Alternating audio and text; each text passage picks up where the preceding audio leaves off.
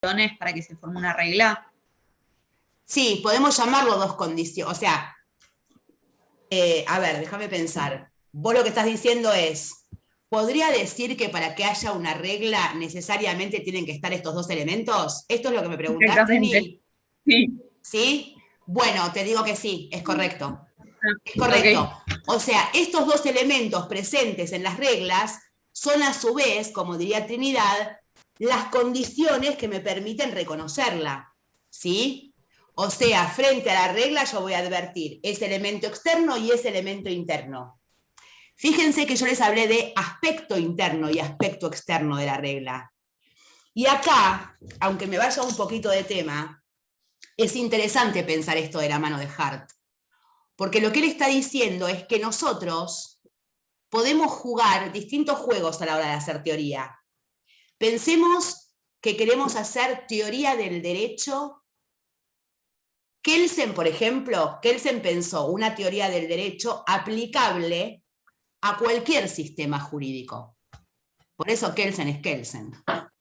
O sea, Kelsen nos propone un sistema descriptivo apto para ser aplicado al análisis de cualquier sistema normativo jurídico. ¿Me siguen?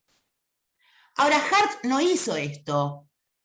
Working no hizo esto. Nino no hizo esto. Son autores que más bien pensaron el sistema jurídico normativo al interior de sus sistemas jurídicos normativos. Hart lo hizo con el inglés, Nino lo hizo con el argentino. ¿Me siguen? Entonces, uno podría ser un observador externo al momento de describir las reglas. Supónganse que en este momento cae acá un extraterrestre, pero o sea, viene cargado con nuestro sistema cognitivo, o sea, tiene el mismo lenguaje, conoce los mismos conceptos, entonces cae acá, se para en cabildo y juramento y observa que la gente cuando se pone la luz en rojo se queda quieta en la esquina y pasan los autos. Y cuando se pone la luz en verde, cruzan y los autos paran. Y sigue parado en esa esquina. Y ve esto una y otra y otra y otra vez. También va a ver al inadaptado que cruza en rojo. Pero fíjense que va a haber a un inadaptado entre cientos que cruzan razonablemente bien. Entonces, ese sujeto que estamos inventando ahora es un observador externo, porque él advierte el elemento externo e interno para otros. O sea, se da cuenta que esas personas cruzan con el semáforo en verde. Y advierte que para esas personas, porque claramente les va a preguntar, es una pauta de comportamiento. Ahora también uno puede jugar otro lugar, que es el del observador interno, que implica analizar aquellas reglas en las que nosotros también estamos comprometidos desde ese aspecto interno. ¿Se entiende? O sea, una cosa es observar externamente y otra cosa es observar internamente. Esto no solamente para hacer teoría. Cuando alguno de vuestros amigos tiene algún problema, cualquiera sea, seguramente sus sugerencias, su temple, su análisis, su razonamiento, sea mucho más moderado y correcto que cuando ese mismo problema está en vuestro cuerpo. Entonces, acá Hart también nos enseña algo interesante en términos filosóficos, que es esto de poder jugar o al menos intentar ese juego, de observar externamente aquello que nos pasa. Y esto lo voy a enlazar con la moral crítica. Cuando nosotros hacemos moral crítica, estamos jugando a ser observadores externos de esa moral positiva. Y estamos preguntándonos qué argumentos justifican nuestras prácticas. Y nos advertimos ahí, prejuiciosos, errados, bla, bla, bla. ¿Se acuerdan de esto, no? Bueno, hice ahí una pequeña relación pero me parece que es interesante. Bueno, ahora me voy a dedicar entonces al inicio del texto de Hart, capítulo 8 del concepto de derecho, justicia y moral es el título. De todo este capítulo, ustedes van a prestar especial atención, denme un segundo que encuentro la página, van a prestar especial atención al título, el punto 2, página 208, si tienen la misma versión que yo, creo que sí. Me parece que yo cargué esta versión en el campus. Pero el título 2 es Obligación moral y jurídica. Este es el título que ustedes van a atender especialmente. Yo lo que voy a hacer ahora es desarrollar, aproximarlos al punto 1, o sea, al inicio del texto.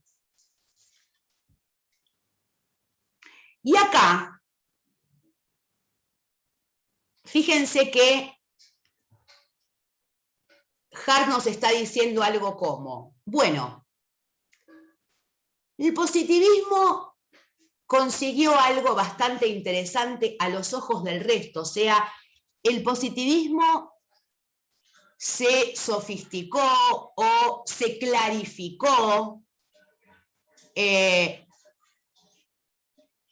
o digamos, se corrigió, si se quiere, cuando dejamos de pensar en la orden para pensar en la regla.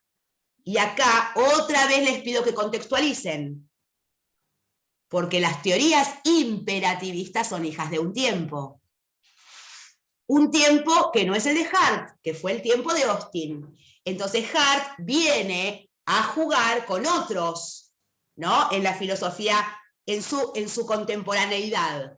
¿Bien? Pero entonces Hart dice, esto no alcanza. O sea, no alcanza decir que el sistema jurídico ya no puede ser concebido como un conjunto de órdenes o mandatos y en su lugar decir que es un sistema de reglas. Porque hay quienes siguen insistiendo en la necesidad de hacer explícita la relación entre derecho y moral. Y acá voy a ir a la fuente porque me parece que es lo correcto. Dice,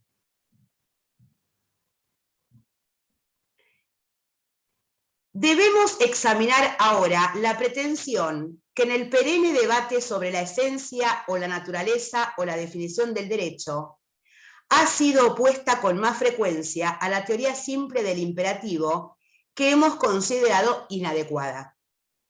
Se trata de la afirmación general de que entre el derecho y la moral hay una conexión en algún sentido necesaria y que es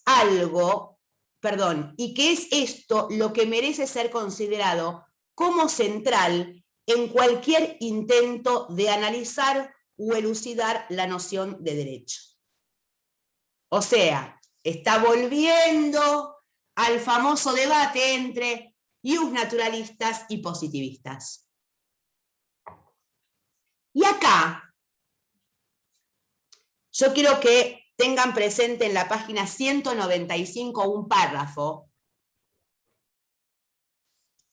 porque después de remitirnos a las concepciones más clásicas del iusnaturalismo, que es el iusnaturalismo teológico y el iusnaturalismo racionalista, el primero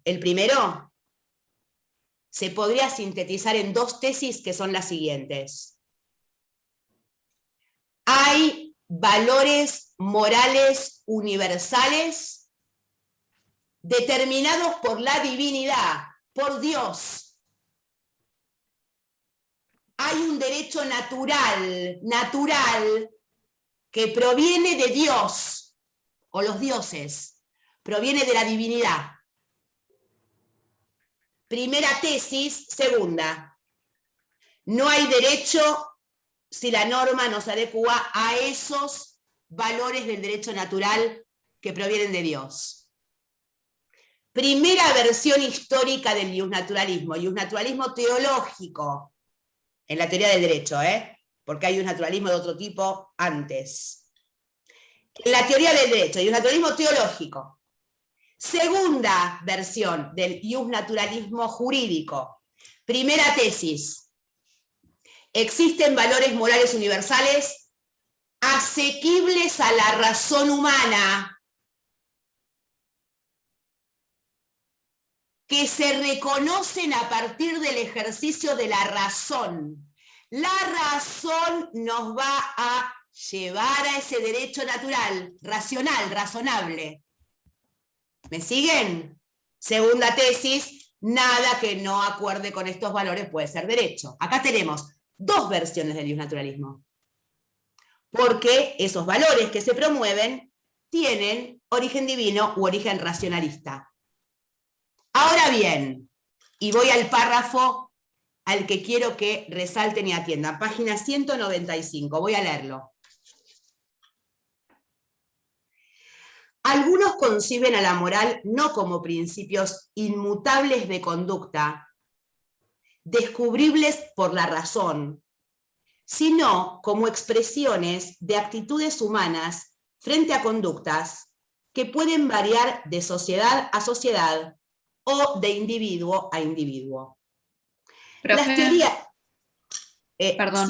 Sí. Perdón. Déjame terminar, Trinidad, déjame terminar el párrafo. ¿Pero en qué página estás?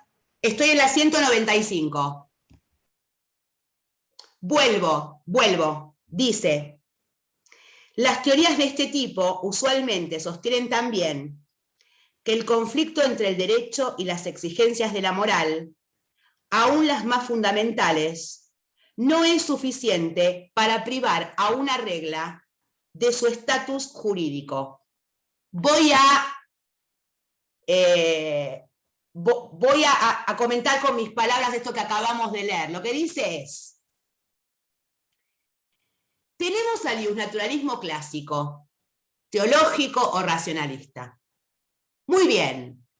Ahora, hay teorías que sostienen la existencia de valores morales universales, o más bien, de valores morales.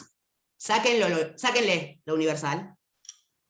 Hay teorías que abonan por la existencia de valores morales, pero que no reputan su existencia ni en la metafísica ni en la razón, que no es otra cosa que metafísica. Esto entre paréntesis lo digo yo. O sea, hay teorías que van a sugerir que esos valores a los que reconocen tienen su origen más bien en una construcción permanente de las sociedades y de los individuos. No es que están en otro mundo en términos de Dios o en otro mundo en términos de razón, sino más bien que los valores morales existentes son una suerte de construcción humana permanente. Y quienes abonan por esta tesis, que son llamados constructivistas, Nino es un constructivista, estos que abonan por el constructivismo, vuelvo a ser textual acá,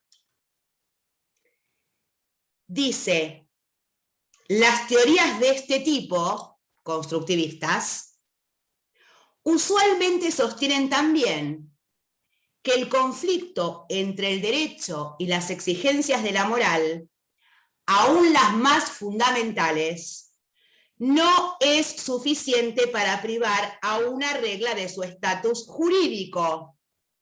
Positivismo conceptual, Hart, Bobbio, Farrell, Nino. ¿Ok?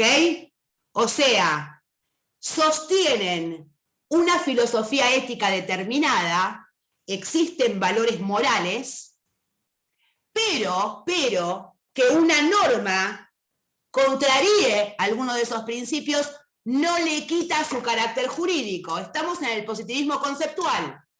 ¿Sigo? Bien. Dice, estas teorías interpretan de manera diferente la conexión necesaria entre el derecho y la moral. Porque no hay conexión necesaria en términos conceptuales.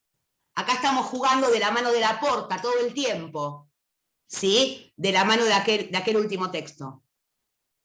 Dice, sostienen que para que exista un sistema jurídico tiene que haber un reconocimiento ampliamente difundido, aunque no necesariamente universal, de una obligación moral de obedecer al derecho. Atención acá, luces. Si bien esta obligación puede ser desplazada en casos particulares por una obligación moral más fuerte de no obedecer normas particulares moralmente inicuas. Entonces, fíjense lo que nos está diciendo Hart. Estas teorías que suponen la existencia de valores morales a partir de una construcción permanente en las sociedades, al mismo tiempo nos sugieren que la norma jurídica tiene carácter jurídico no por su contenido moral, sino por un test diferente, independiente, obvio, validez, que una norma jurídica puede contrariar nuestro sistema moral, que hay una cierta obligación moral de obedecer al derecho, pero que en casos particulares de cierta gravedad moral puede ser desobedecido. Y acá no hay mejor ejemplo para esto que Nino, capítulo 1, fallo hipotético de Nuremberg, para el que tenga un ratito. Porque el que tiene un ratito, si lee ese fallo, en el fallo del tercer juez, va a ver manifestada esta postura de Hart, que también es la postura de Nino. Ahora, ¿por qué dije luces? ¿Está en este mismo libro? Está en el mismo libro, sí, Tincho, está en el libro, está en la Introducción al Análisis del Derecho. Es el capítulo 1. Busca el fallito porque está en las primeras páginas, no te sé decir en cuál, después me ocupo de citárselos. Pero lo que, a ver, espera que me perdí ahora. Cuando dije luces. Dije luces cuando hablé de obligación moral al derecho. ¡Epa! ¿Pero qué me estabas diciendo hasta recién, Laura? ¿No me decías que la obligación era jurídica y no moral frente a la ley? Y ahora entonces, Laura les dice, pero no te había enseñado el concepto de regla. Entonces, en términos generales, en condiciones normales, en condiciones ordinarias, en el día a día de todos los días de una vida razonablemente habitual, las personas tenemos un aspecto interno frente a la regla jurídica. La reconocemos como una pauta de comportamiento. Y entonces, independientemente a que nos guste o no, normalmente obedecemos. Pero ojo, porque si se presenta una ley de repugnancia moral insoportable, se me va a presentar una regla moral total, o sea, una regla del ámbito moral que desplaza la regla jurídica. Ejemplo. Voy al ejemplo de Nino. Cuando Nino recrea el juicio de Nuremberg, imagina a un juez que falla como a él le hubiese gustado que algún juez falle, diciendo que esa gravedad moral es de tal envergadura que merece desobedecer la ley, porque no se hizo otra cosa que desobedecer la ley en ese juicio. Me llevo puesto el principio de legalidad, me llevo puesto el principio de juez natural, me los llevo puestos, ¿pero por qué? Porque esas razones jurídicas que se me presentaban para imputar, para no imputar y para no sancionar, son desplazadas, se caen cuando se me presenta la obligación moral de penar semejante barbaridad, semejante barbarie, semejante masacre.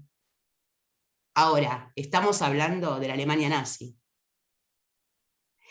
Estos son los casos en los que podríamos desobedecer a la ley. ¿Se entiende a dónde llega? O sea, está diciendo que en la mayoría de los casos nosotros obedecemos a la ley, aunque pueda parecernos que la ley sea irrazonable o injusta.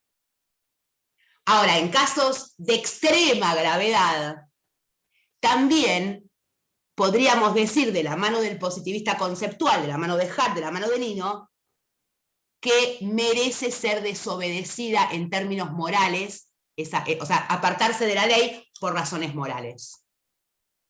Ese párrafo ténganlo bien presente, porque acá está sintetizada la posición de estos positivistas que vengo a presentar desde que nos conocemos, ¿no? O sea, acá se presentan las razones para la acción, jugando en forma jerárquica, o sea, el comportamiento se me restringe por la norma jurídica y por la norma moral, o sea, hay reglas que reducen la libertad de mi comportamiento. Yo tengo razones para actuar. Frente a la norma jurídica, yo la obedezco. ¿Por qué razón la obedeces, Laura? Bueno, independientemente a la razón por la que la obedezco. Hay normalmente, al cumplimiento de la ley, una justificación de razones prudenciales. O sea, la mayoría de las personas cumplimos con la ley por una cuestión de prudencia, para evitar esas sanciones que la ley establece. Ahora, esas razones prudenciales son desplazadas únicamente por otro tipo de razón, que son las morales. Porque cuando se me presenta una razón moral, parece, si seguimos a Nino especialmente, parece que la importancia, la envergadura de esa regla moral hace que se le plante, no me sale otra palabra, que se le plante a cualquier otra razón. Me conviene mentir, pero no puedo. Pero te conviene, no puedo. Les doy este ejemplo boludo para que se entienda que cuando se me presenta una razón moral, mi comportamiento parece no poder ir hacia otro lugar. ¿Sí? Bueno, dicho esto, continúo. Denme un minuto. Entonces, sigo con la fuente porque me hace falta. Dice, el examen crítico completo de las diversas variedades de teorías que afirman una conexión necesaria entre la moral y el derecho, nos adentraría demasiado en el campo de la filosofía moral, cosa que nosotros no vamos a ver. O sea, lo que dice Hart es, si a nosotros nos interesaría indagar sobre todas las teorías que trabajan la intersección entre derecho y moral, tendríamos que irnos a otra disciplina, en términos de Bobbio, teorías de la justicia, en términos de Hart, filosofía moral. Pero lo que dice Hart es, podemos proponer algún juego para determinar cuándo una obligación es moral. O sea, así como aprendimos las condiciones para establecer la validez jurídica de una norma, Hart nos va a decir que las obligaciones morales tienen algunas características todas. Él dice, hace falta separar e identificar algunos problemas confundidos desde hace muchísimo tiempo. El primero apunta a la distinción dentro de la esfera general de la moral, de la idea específica de justicia y de las notas especiales que dan cuenta con su conexión íntima con el derecho. reviso esto.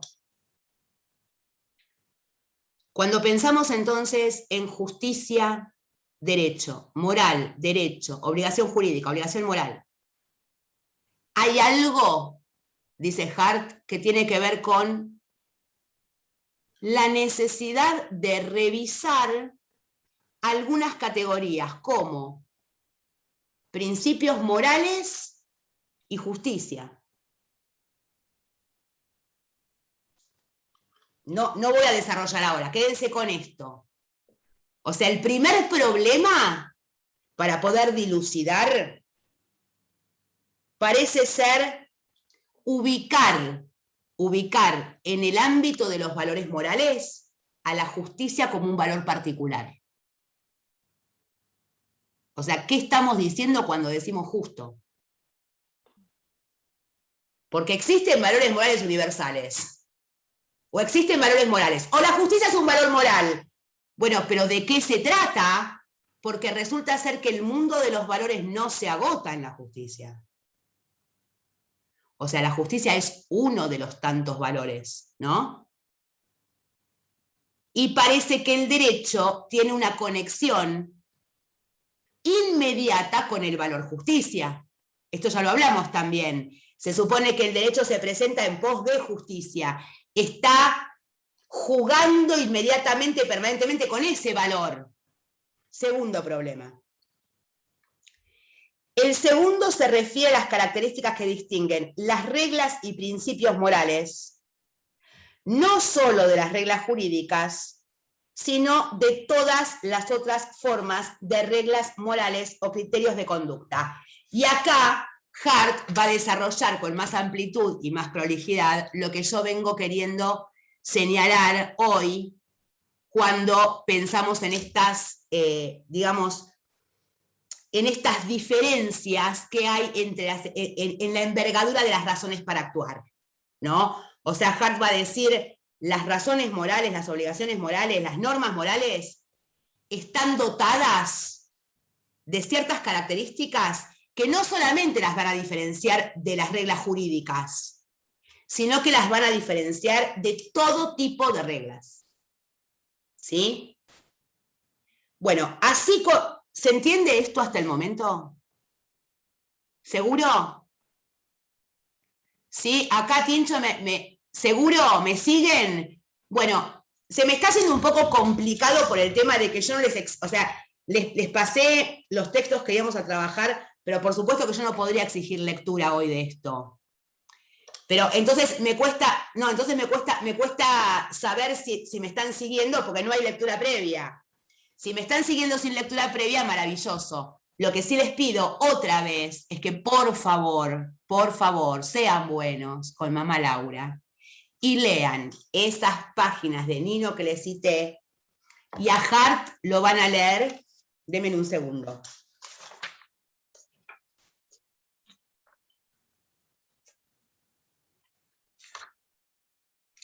De Hart van a leer el título 2, que se llama Obligación Moral y Jurídica, ¿sí?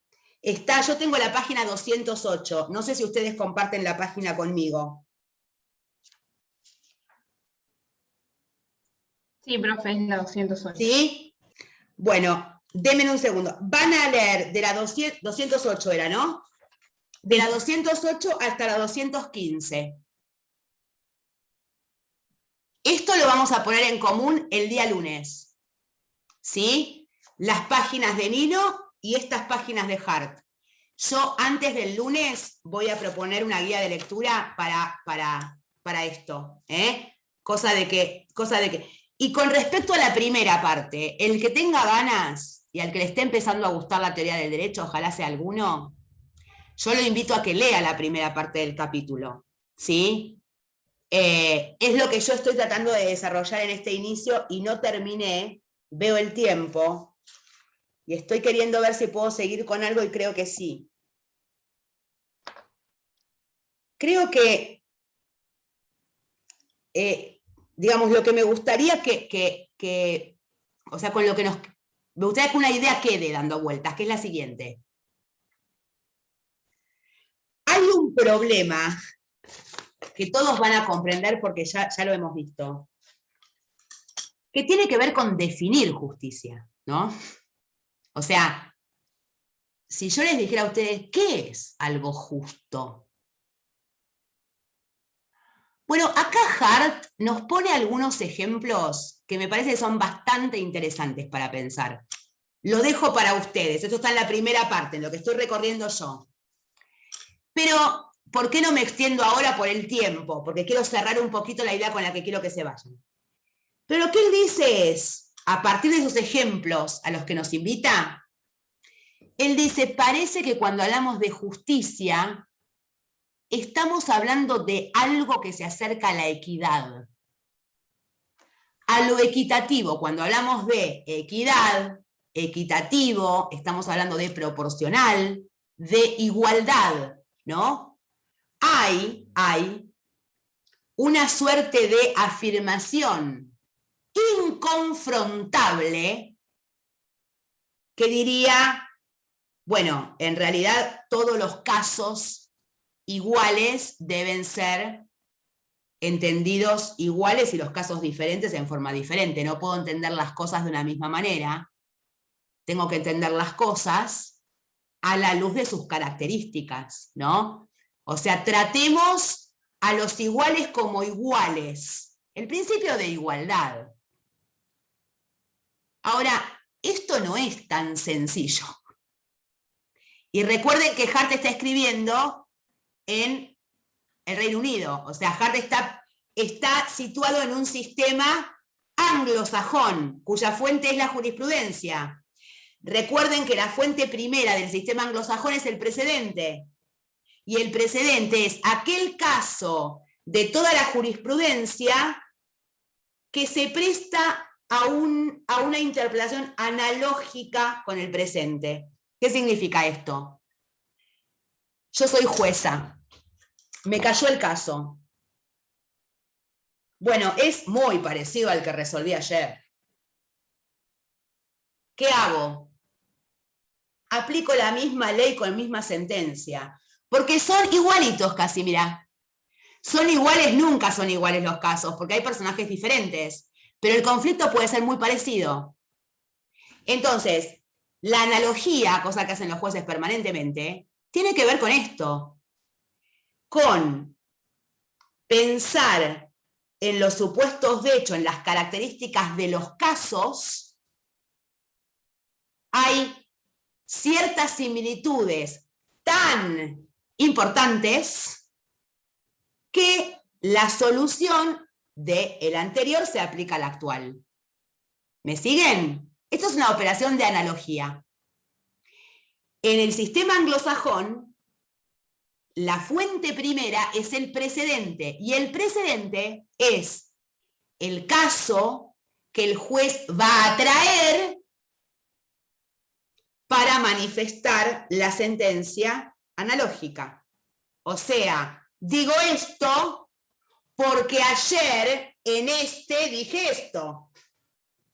¿Sí? Ahora, atención acá. Atención acá. La analogía no es una operación lógica. Y acá se pone buena el derecho. Acá se pone bien bueno, sobre todo si nos gusta litigar. Porque lo cierto es que esas similitudes son escogidas por el intérprete.